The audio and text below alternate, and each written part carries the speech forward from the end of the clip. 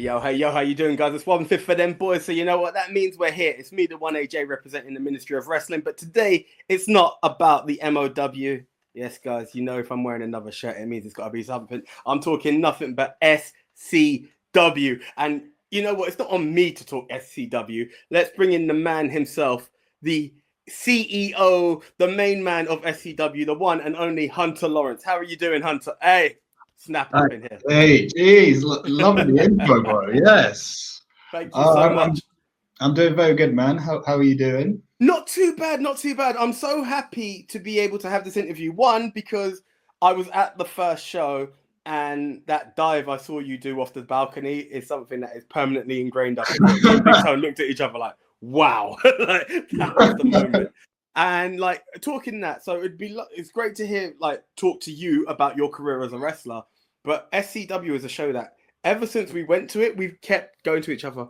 When is that show coming back? And to hear a second show's coming up, we are pumped and really excited about it. Oh man, yeah. No, honestly, I'm so thankful and so excited that we're having another show this Saturday at North Dulwich. You know, Forged by the Fates in South London. It's the first show that we did was incredible. Like, it's a day that I will never forget. Because not only was I very happy with the match against the Rebellion, both against Taylor James and Jack Torino. Just the whole day, the whole card, like everyone performed so well. Every match delivered, and and ever since then, there's always just been that constant hype. Everyone's always asking me, when's the next show? When's the next show? When's the next show? Every show that I was going to, everyone was asking me, we wanted to do more, but there was just so much stuff and life and what happening, and honestly, I can't be any more thankful to have this second show, honestly, with me and Tamara, honestly, Great stuff. Great stuff. So we are going to get into that a whole lot more. But before we do get into that, for those who are unfamiliar with the Bounty Hunters and Hunter Lawrence, how did you enter the game? What was your, before getting into it, were you a wrestling fan growing up? Who were some of your idols that inspired you to get into the game? So when I first started watching wrestling, I was watching wrestling with my older brother, and I had back when VHS tapes existed, and I had DVDs and of WrestleMania. I think it was 22 and 23. I think I started watching wrestling right around probably when I was around either maybe 5 or 6. So my era was kind of the Ruthless Aggression era. Nice. So, and I'm sorry for the audience that are hating this right now, because there are probably some audience that grew up with the Attitude Era or the legend, the 80s and whatnot. Some of my favorite wrestlers grew up, the ones that stood out to me when watching wrestling were the Hardys, Rey Mysterio, CM Punk, and Undertaker and John Cena before he broke my heart on Saturday night. So before he sold his soul. What a moment. Wow, yeah, that I was not expecting at all. I was yeah, no. Honestly, I didn't speak words for 5 minutes. For 5 minutes, even as a pro wrestler, it got me. But then I just kept on watching Raw and SmackDown and even ECW on a weekly basis. All the way up until all the way basically throughout my primary school, from when I was little, and then I started watching TNA. I just randomly saw this wrestling DVD that I'd never really seen before, but I saw that it had Jeff Hardy in it, and Jeff Hardy was my favorite wrestler, and I was like, I've got to buy this. I've got to buy this. This looks so cool. And then it introduced me to the people AJ Styles, Samoa Joe, Christopher Daniels, Sting as well. there was a lot of like WWE guys going to that. I'm like, wow, okay, this is legit. Like this, because I've never seen anything outside of like WWE before. So I was like, as a 9-year-old kid or 10, like I'm just like, this is incredible. Like this is incredible. And you know, like so watching both like WWE and TNA throughout that time period, I was like just hooked. You know, I was just hooked, and immediately AJ Styles became my favorite wrestler. Yeah. Immediately became my favorite wrestler because it was like the stuff that he was doing. Like I was just mind blowing, to me. Like you know, people like Samoa Joe, I thought was scary, scary. I thought I was legit scared of him as a kid. No, I get it. And even the Monster Abyss as well. Like I was scared of him, like genuinely, like. But then I meet him like years later. And he's like a lovely teddy bear, essentially. Like he's a lovely teddy bear, and like you know, like we were talking for like you know like for a good few minutes about how like you know how great the great his matches were, like his storylines, and like how I even told him like how scared I was of him, and he was nothing but thank you, kid. Thank you, kid. But he was literally like this after that. Oh no, that's cool. I've got to be honest. Just last night, I had the opportunity. I was shout out to Inside the Ropes. I met $1 Million Man Ted DiBiase. I'm an '80s kid, so I was like, it's like yourself. I was like, I hated you growing up, but looking back on the tapes, you're so awesome. And he's like, yeah, you know, a lot of people said how much of a bad guy I was, but the people who said they liked me made me more dubious. And you're right. It's cool to meet these legends that you grew up watching. You know, it's cool. And as a kid of the '80s, there is nothing wrong with loving the Ruthless Aggression. I mean, I'll never forget the day I met Sting. Like me, Sting, that was something for me because like I think I was probably like I remember being I think I was the last in queue as well, and they were nearly closing as well, and I was like no, I need to go in there. I was like a 14-year-old kid. I need to meet Sting. He was my favorite wrestlers growing up, like and whatnot, and like and like you know like and when I meet him, I was like.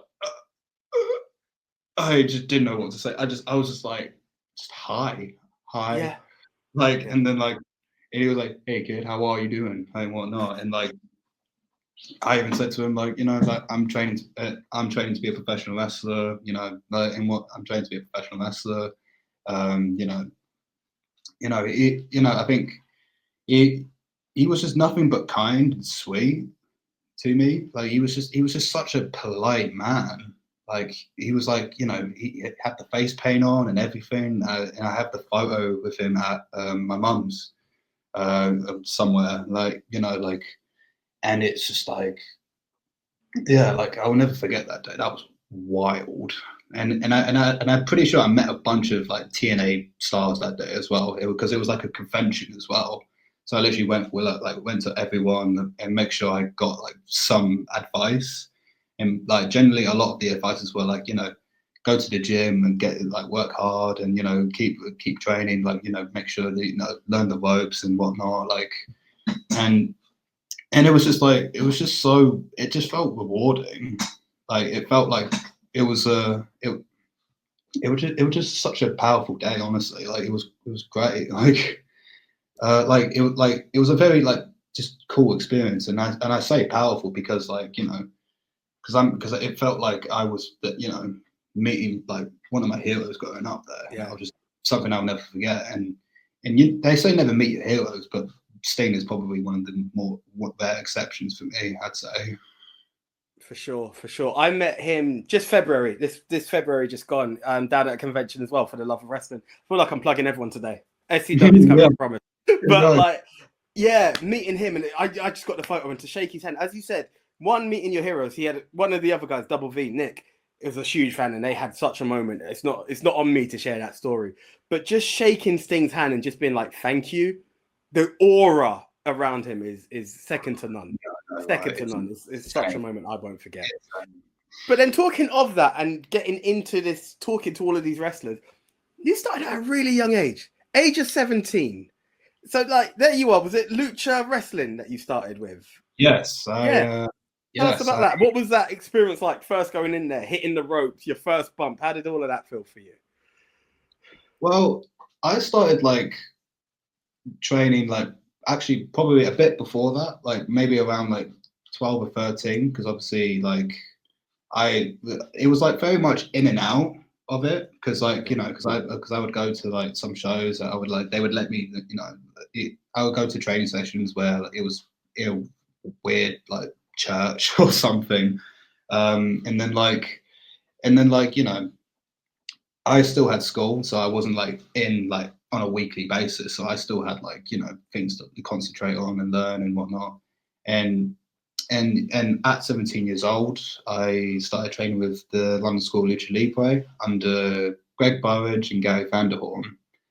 And when I in that very first session, I had my mum come with me because I was still a child, so like they still wanted like to protect me, see if it's the right safe and whatnot. And Yeah. they were nothing but kind to me. And funny enough, I wasn't supposed to be there actually, because there was like an age limit where you're supposed to be over 18 to get there. But because I had somewhat a bit of experience before going there, like they allowed it as well. And so I was one of the youngest people they had on like in their in their training sessions, and eventually to their roster as well. And so I had like I remember the lucha warm up, which was involved like a dancing. I'm like, what's going on here? Like, what the hell is going on? What's going on? And I'm like, yeah. I'm just like, there's like lucha, like, so like it would be with like screaming, but then like the warm ups, they would still be like hard. They would still like put these exercise whilst the music was going up, and I'm like, okay, this is kind of cool. This is really like this is like interesting, like because it's something I never experienced up until that point. And we would do that every week throughout 2018 to 2020, and then like if like just before lockdown, and then like like it was just a unique experience for me.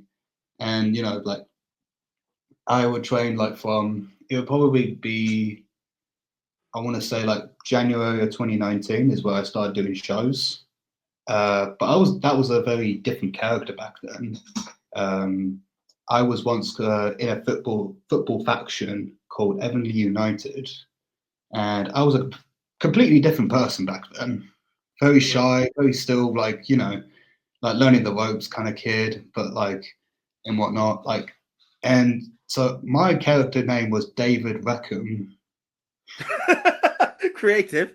I like that. There you go. And then like it was like a faction of like it, 5 people eventually. 5 people. Like it started off with 3 people, and then it eventually became like 5. Because like and then and so we would like constantly make like promos outside of the venue during training sessions and whatnot, like doing like very football things, like because which is kind of funny because I'm not really a big football fan at all. So, but like and like so when they offered to me, I couldn't say no. I couldn't say no. I was a young kid. Like I wanted to make sure I get as much show experience as much as I can, And then like I would often do like London Lucha League shows that were like usually like once a month, but that had a lot of big names on there, like Callum Newman, Costa K, and Malik, Nina Samuels as well. That like back that like we had a very stacked roster then, and it was overloaded with like huge characters and huge like great wrestlers that that I got to learn from, and then eventually around like early 2020, I also trained at like Catch 22 Pro Wrestling under Mike Bird. like I would start, training there, and and like it would like I think I started there like maybe like once or twice earlier in that year, and it wasn't like throughout like in the middle of like 2020 throughout lockdown. I was going there like on a regular basis, at least like once or twice a week, and so this is when like it was a very weird point when like was that training, because like not the training school itself, it was more like just what was going on in life at the time. Right. And like so like because my best mate is like Cali Gray. Oh yeah, I know Kelly. Yeah, yeah, Cali Gray, and like he's like me and him would often like meet each other up, do exercises with each other. We like we make sure that we push each other to the limit and whatnot. And like we would often go travel up there a lot, and me and him would often be paired up against each other in training sessions. And so like we would often do a lot of tech strikes, and even have matches as well.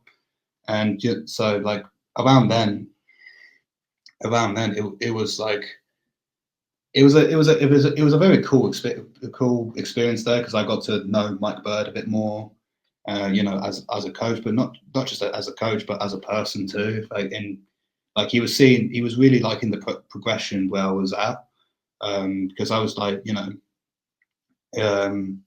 because throughout lockdown, like I was quite depressed, like mentally, as everybody was around that yeah. point, because it's like I really want to do shows. I really want to do shows. I really want to like go back into it and whatnot. Like, and then that's where like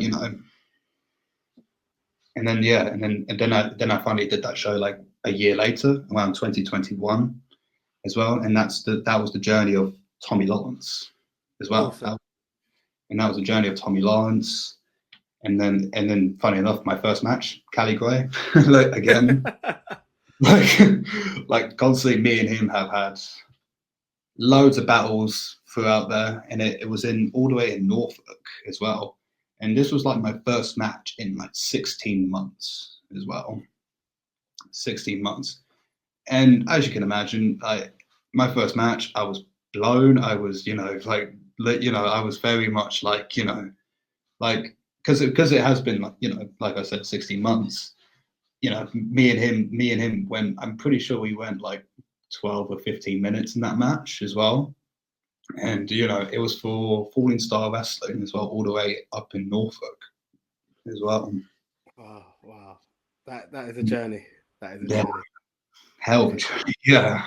I went on a long rant there, by the way. Like, I do apologize, but No, not at all. Not at all. yeah, It's all about catching the journey of a wrestler.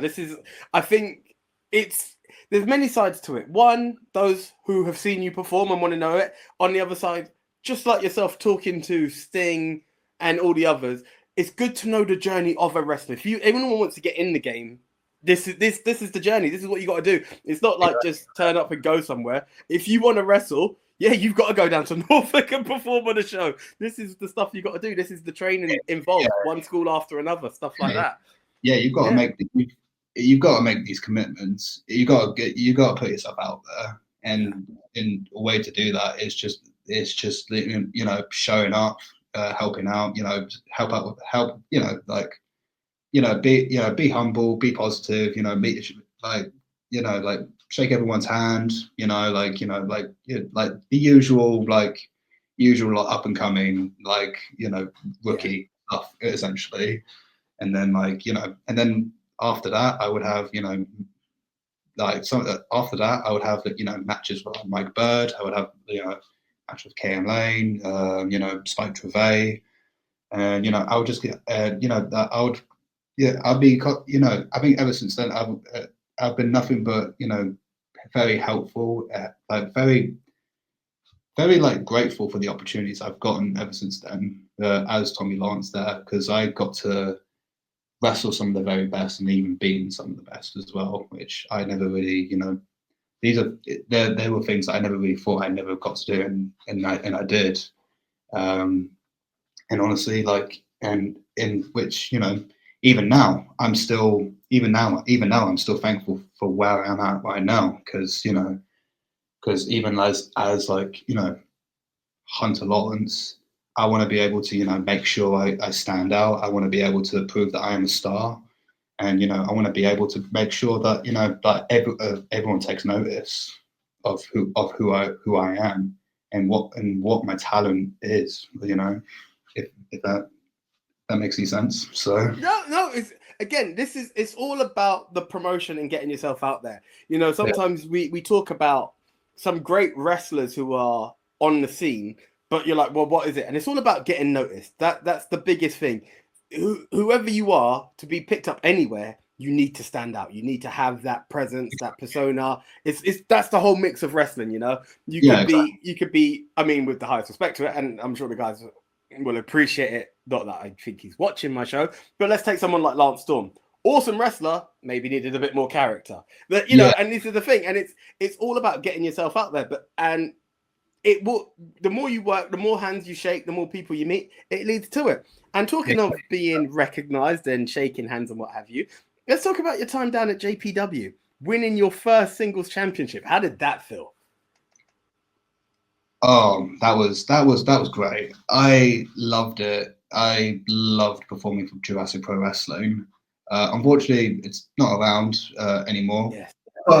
But they gave me so much opportunities. They gave me great opponents. They gave me, the great matches, and for me, it was such an honor to, win the, Jurassic Indominus Championship. And because it was a belt that what made it memorable is I was the first champion as well. Nice. And I wasn't so I was in a very good position here. I was and I'm thinking there's so many opportunities here. I think what made it more special that day was having my nan there, watch me there, and my partner Tamara, who's nothing more supportive, and probably the most supportive person I have with me right now. It's just honestly the best person in my life right now. Awesome. And I am so thankful to be with her, running SCW with her, because she deserves a lot of credit, and she was not only was she a great pro wrestler, back in the day, but she's a great actress. She's a performer. She's a writer. She's a great storyteller, and she's always had my back, and it meant a lot for her to witness me winning the Indominus Championship, and just being surrounded with the people I love, and and so I can't thank Jurassic Pro Wrestling for the opportunities I've gotten there, honestly. We were lucky enough we've interviewed Corey McRae, and he told us at the time that Jurassic he was one of the owners there, and it was a show that we said we wanted to go to, and as he said, sadly, is no longer there. So I really gutted myself that I missed JPW, because I think it would have been a show to definitely have a good time at. I truly miss it there. The people that were in charge, the owners, they were really kind people. It was always a great atmosphere to be around, because I've met so many great wrestlers through that. I met Tommy Gurd, Tommy Kyle, Chris Aries, Artemis. I met the lads. There's like Corey himself. I wrestled Corey twice, once in Jurassic and one in RCWA, and both great matches. I've nothing but been happy with both of them, honestly. Because I love wrestling nice people. I love wrestling the best wrestlers, and they were nothing but great, honestly. Awesome. No, that's good to hear. That's good to hear. Corey and everyone else at JPW, I hope you guys are listening. We want you back. That's something there. Hunter Lawrence endorsed. Okay, so make sure you guys pay attention and bring it back. Okay, talking of other stuff. I want my belt back. Challenge laid. I like that. I like that. Awesome. But well, I mean, you're talking a singles title that you want back, but currently you're tagging up with KM Lane, the Bounty Hunters. Tell us about that. How did that tag team come about? Well, I mean, me and him, we had a match at Catch 22. It was against Spike Trevay and Bullet, and it was a very big match, big match for us at the time, big opportunity. And this was around the time when Spike Trevay was Progress champion, and the show before that, the show before that, I got the opportunity to wrestle Spike Trevay in a singles match. And like KM Lane was there to help me out because Spike Trevay was going to win dirty. He was going to do some sneaky tricks on me, But because the show before that one, even he fought KM Lane and beat him with those tricks. So he was there to support me, and I got the roll up pin and I won as an underdog, and it was a feel good moment. And he, I got to, which was wild for me because I got to beat Spike Trevay, like one of the top people in the Britwres community right now, and and having to wrestle him in this tag match still was a big opportunity for both me and KM Lane. And we were we were still we were still somewhat fairly new as well as wrestlers. We were still doing shows and whatnot, but we were still we were confident in our abilities, and we knew that we can catch up with those guys as well. And so, and part of me was kind of intimidated by the presence of Bullet. Listen, every time I see that man, he is a presence. He is a presence for sure. Oh yeah, but then scary man. Yeah. But when you meet him, very lovely guy. Very lovely. I'm sure he doesn't want that being revealed, but it's something I believe in. Yeah, no, genuinely. I mean, he probably doesn't like me saying it, but yeah, no. He's like, just avoid a match with him in the next few weeks. But yeah. Oh mate, no, that's a good thing. Cool. But yeah, how me and KM got to be a tag team was, it was very on and off at the start of it throughout 2023 because we lost in that tag match, but we still made it known that we are a team, and it kind of got more hype when I posted a picture with me and KM as when we were doing promo pictures as at the start and whatnot. I think I started out as a joke, so calling us the Bounty Hunters because his catchphrase was "Get that bounty," but then it got very good attention, and then even me and KM and myself were I think this works. I think we should stick with it. And then it got noticed by other promotions. So we've had a few tag matches with Jurassic Pro Wrestling, and I think we were lucky enough to face off very good teams as well. Spike Trevay and Bullet. We've had we faced the Bryants a couple of times as well. That they are one of my favorite people to wrestle in ring. Every time I see a Bryant's tag match, they've upped the levels from their previous match. They're just gold. Yeah, honestly, they're insane. I always feel like I'm learning every time I'm in the ring with the Bryants as well, whether it's singles or whether it's singles or tag. They are just great athletes and they're great wrestlers, and they are just super kind people, and they are nothing but students of the game. You can tell that they really concentrate on every single little detail for where story. They're great storytellers in ring as well. I've trained with them at the London School of Wrestling as well. For Revolution Pro Wrestling. I've been to there quite a few times now, and they're insane. They are insane. They're insanely good. There's a story that I don't know. I'm gonna reveal it, and if I'm wrong, apologies to the Bryant family. Go But on. I've had the honor of talking to their dad and what have you, and they were talking about how everything you said is exactly on point. And Michael Oku has trained with Michael Oku so many times, and he's not a fan of triple threat wrestling. But the Bryant brothers, all three of them, had a triple threat match that Oku went, I love that match. Like he saw them do this triple threat match in training and was like, perfect storytelling. And that Wow. just is a testament to what you said about them. They're so in tuned with that program that they make it happen. You just know that you just know that they always like they're constantly wrestling each other whenever they're home. That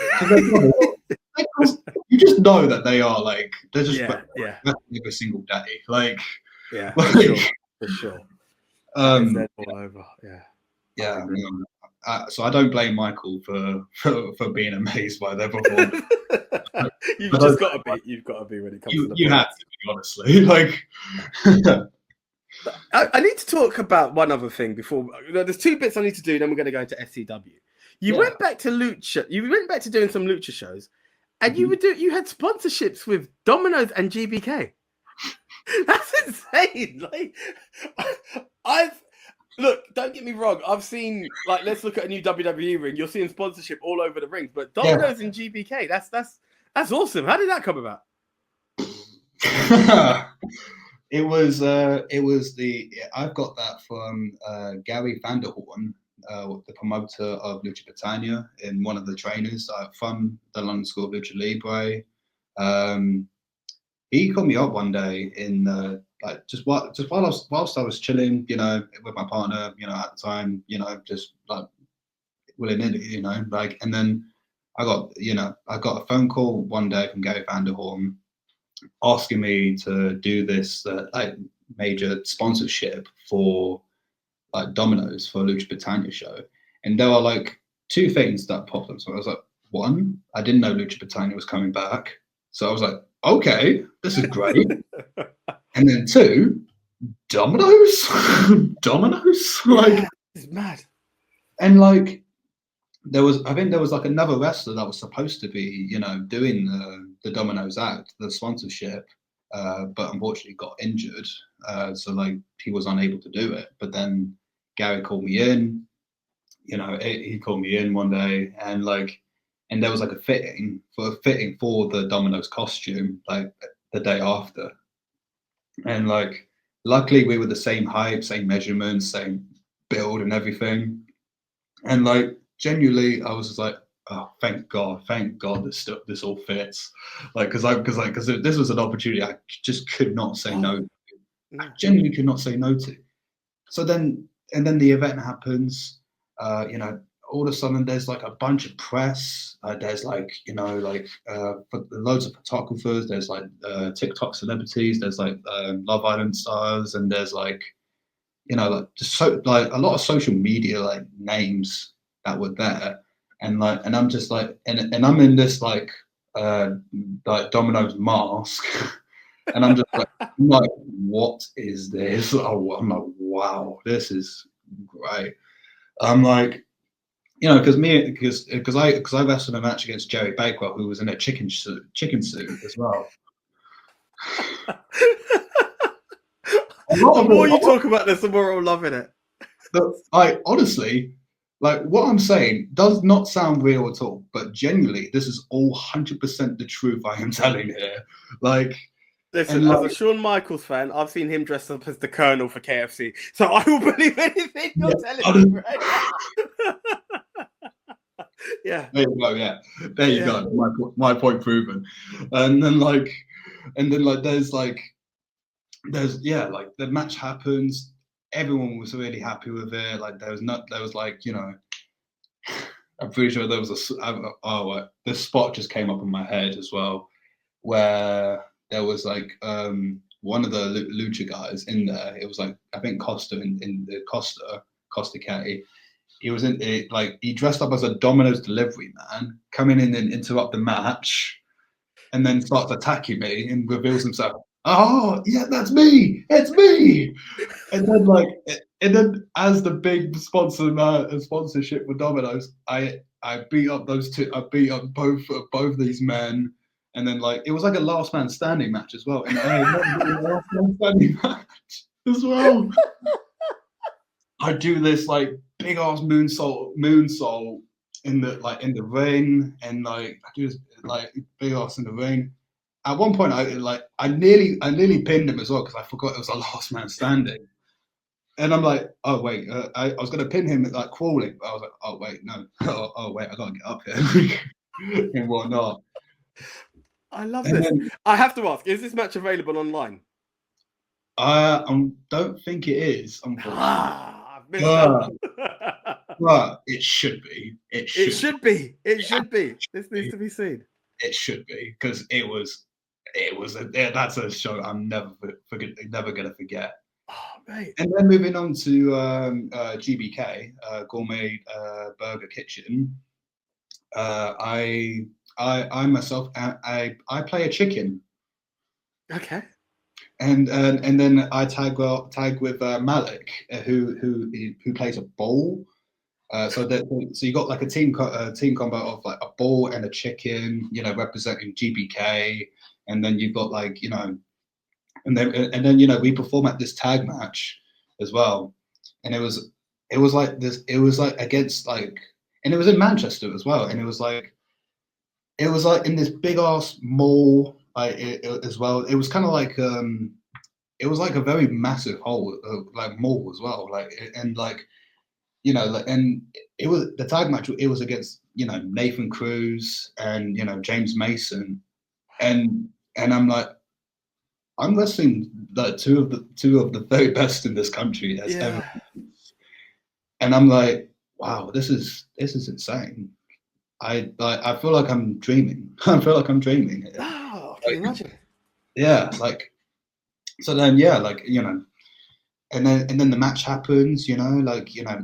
Everyone was safe, everyone was cool. It was a very fun experience. It was a great match, and there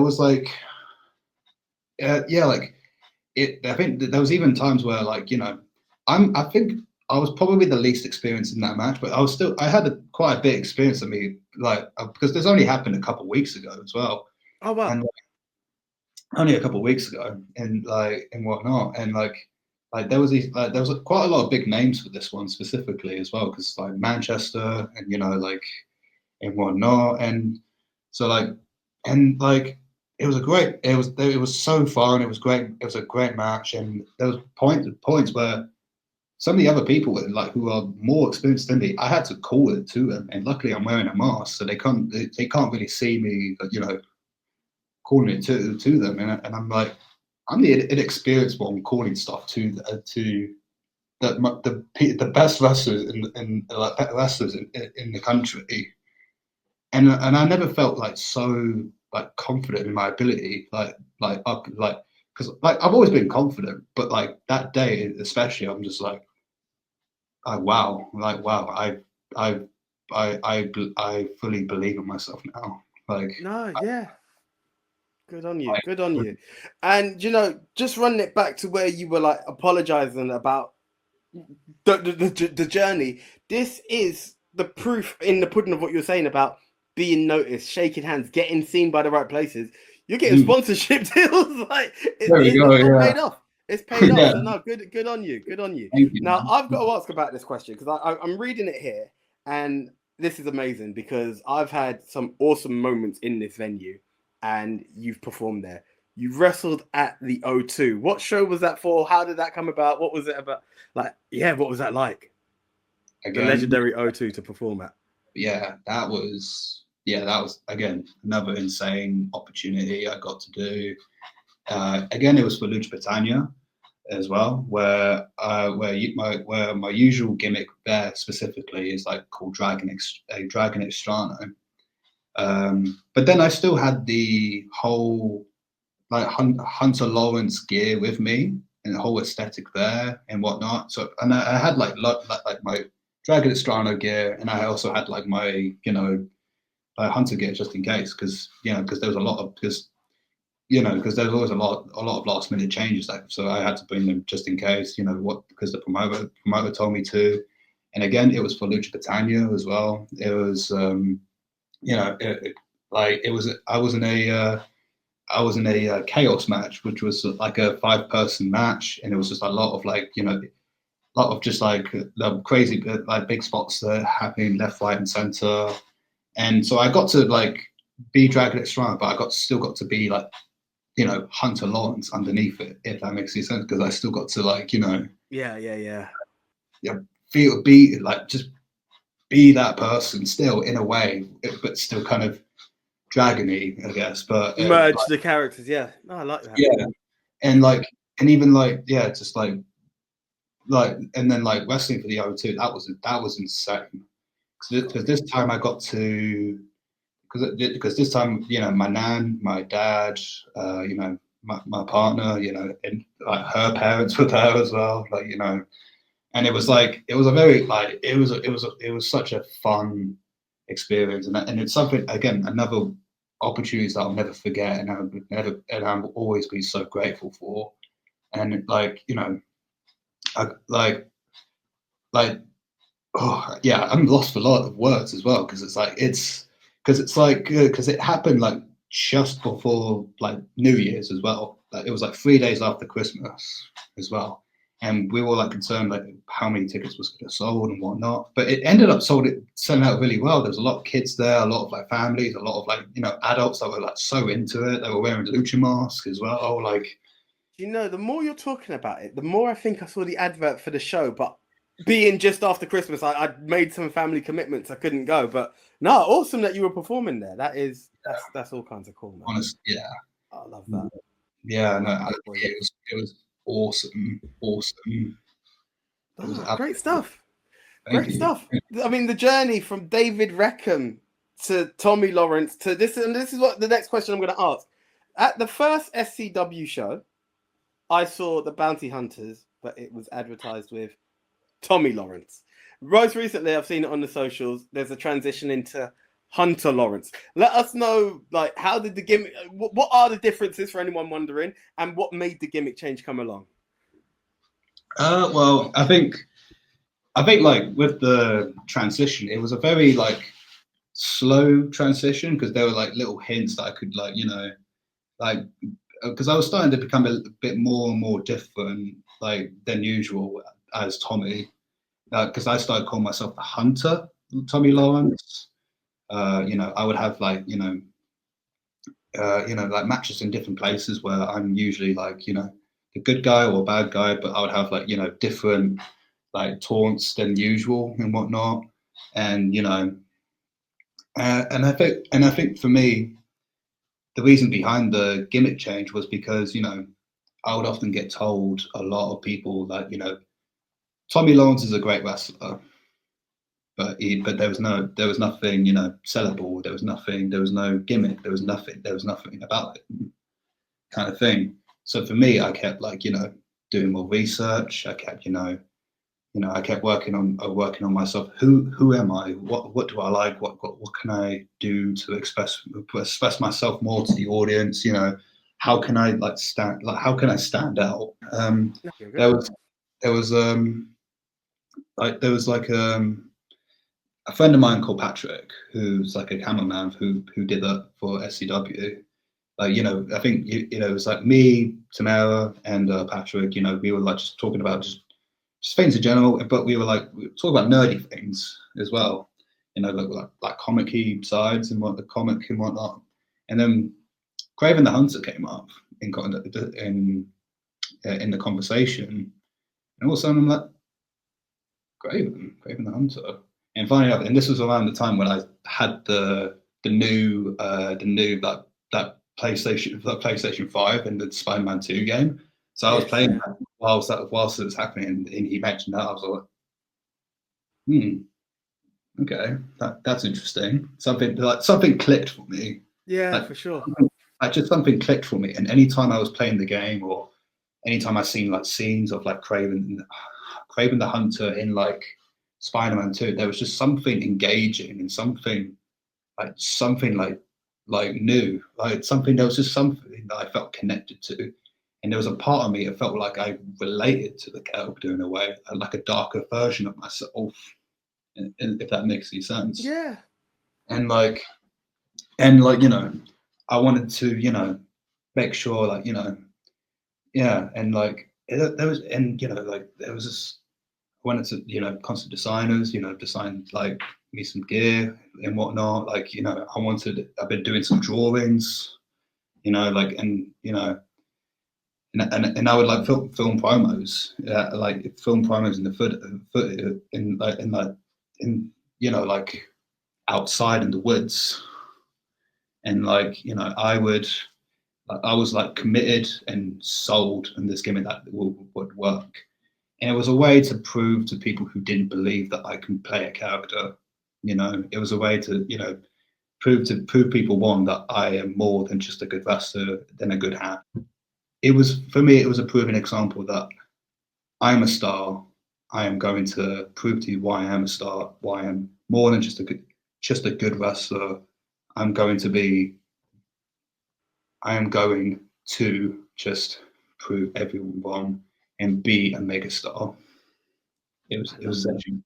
I love it, and I like the way how it just organically kind of came to you, and that within while playing the game and having the conversation, it all just linked. That's awesome. I think something that just says meant to be. Yeah. That the spell's meant to be. And it just helps that, you know, again, like Tamara's, you know, she's an actress. She had the storytelling aspects of it. So she would help with that too, and you know, like add like little details. What like it was essentially like taking lessons really as well from, like, you know, like from like me as a wrestler to like actress, like storytelling wise, and like how can I improve on it more, and you know, and like.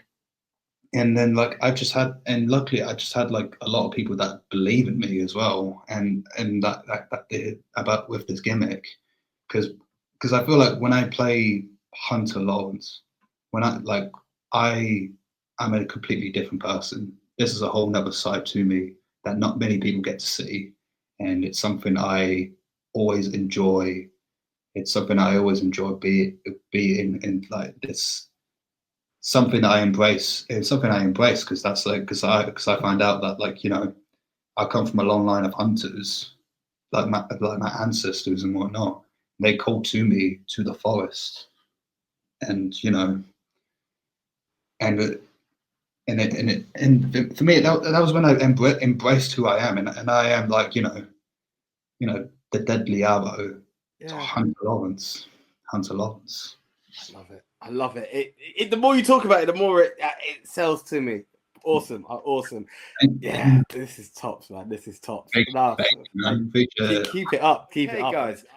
Right, now, Hunter, before you go, I've got to do what we do to all wrestlers who come out and have a moment with us in there. We just want to know a bit more about you outside of the ring. We like to call it beyond the ring, but it's still a bit in the ring and naturally. So here we go. Quick fire questions.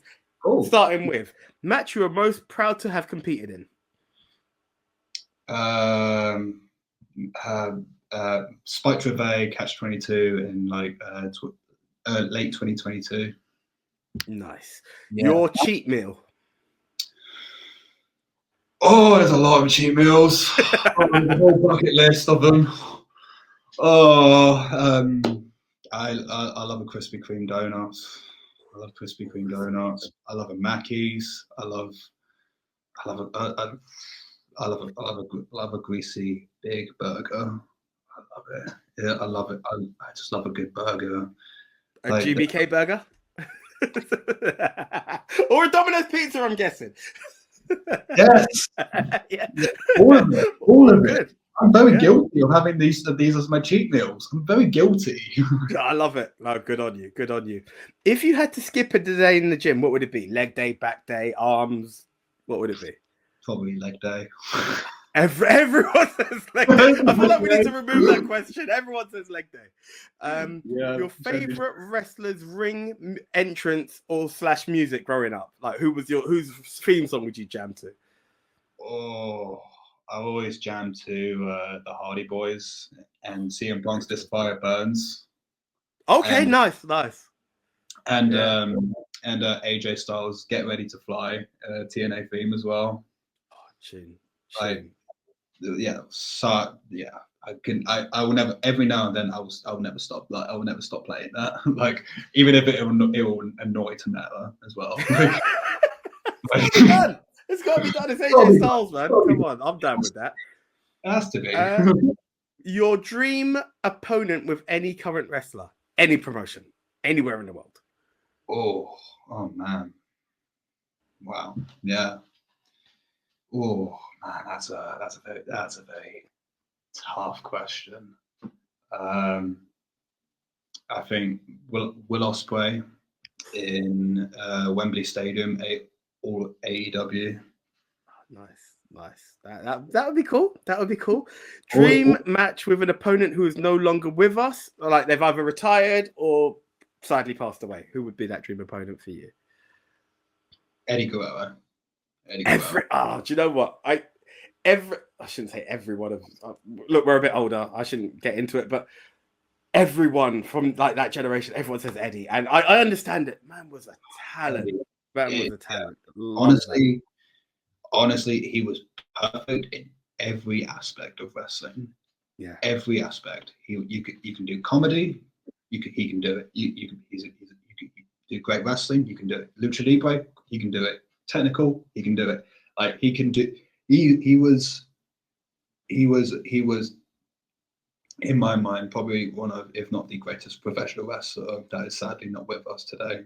Yeah, and I can agree. Owen Hart too. Owen Hart. I would love to wrestle Owen Hart. There's Brett, Shawn Michaels, Kurt Angle. Like the list just keeps continuing. It does. Honestly, it does. And I could even Mitsuharu Misawa. I would have loved to wrestle him because his matches in All Japan throughout the 90s and Pro Wrestling Noah like in the mid 2000s, iconic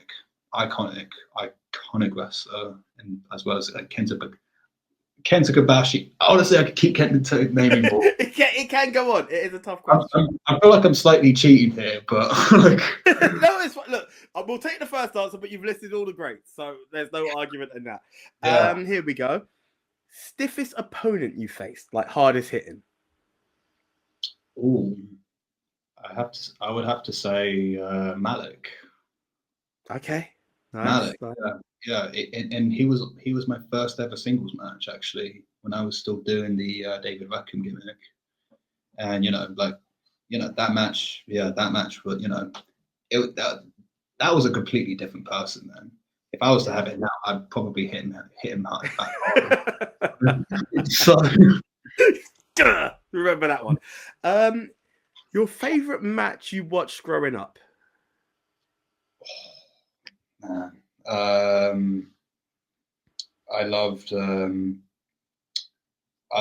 Growing up, I loved Batista versus Undertaker WrestleMania 23. Big match.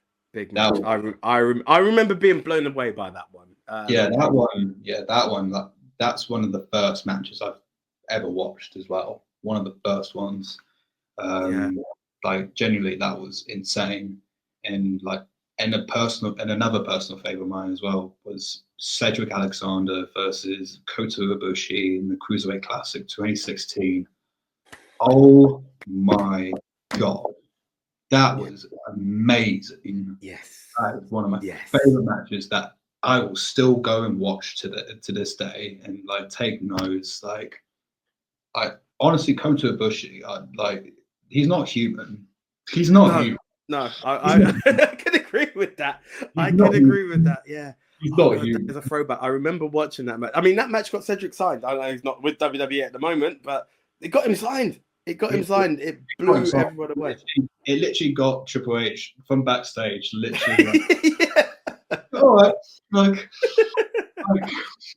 Do you know what? Going into that, it leads nicely to our next question. Your most gifted opponent that you've taken on? Nino Bryan. Oh, yeah, of course. Highlight reel of a star. And this is a very, very tough question because the hardest match, opponent is a hard one. Favorite match is a hard one. Your Mount Rushmore, 4 names of wrestlers. Who are your personal Why would you do this to me? Why would you do this to me? No one likes that question. Oh, that's really. Oh man, I think I would have to include Punk, CM Punk.